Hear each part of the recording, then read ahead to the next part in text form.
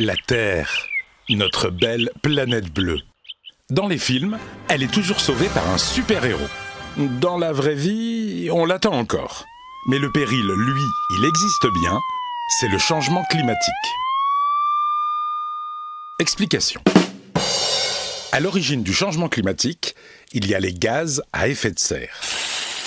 Ces gaz forment une couche qui se concentre dans le haut de l'atmosphère. Les gaz à effet de serre sont naturellement présents dans l'atmosphère depuis toujours. Ces gaz ont un rôle de régulateur pour notre planète. Ils gardent la chaleur du soleil et maintiennent la Terre à une température moyenne de 15 degrés. Sans eux, il ferait très froid, environ moins 18 degrés. Depuis la révolution industrielle, les activités humaines ont provoqué l'augmentation artificielle des gaz à effet de serre. Le filtre s'est transformé en une couche de plus en plus dense qui forme comme un manteau autour de la Terre et retient plus de chaleur. C'est ce qui provoque le réchauffement de la planète.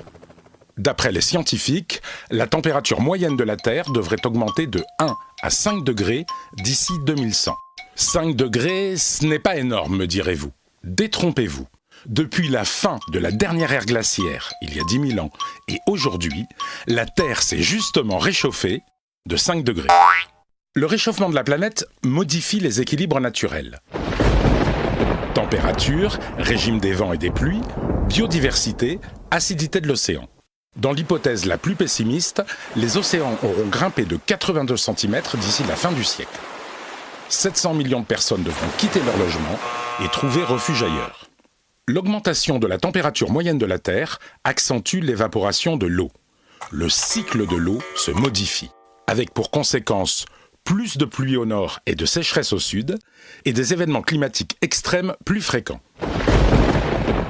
Le réchauffement de la planète va aussi avoir des effets sur notre santé. Certains insectes, comme le moustique tigre, apparaissent dans des régions où on ne les avait jamais vus. Des maladies tropicales se développent dans plusieurs pays du monde. C'est le cas du chikungunya ou de la dengue. Les déserts gagnent du terrain, comme au Kenya ou en Tanzanie. La biodiversité est menacée.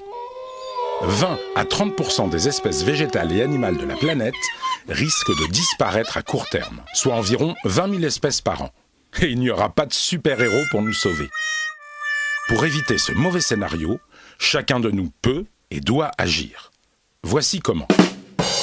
La première chose à faire est de limiter les émissions de gaz à effet de serre.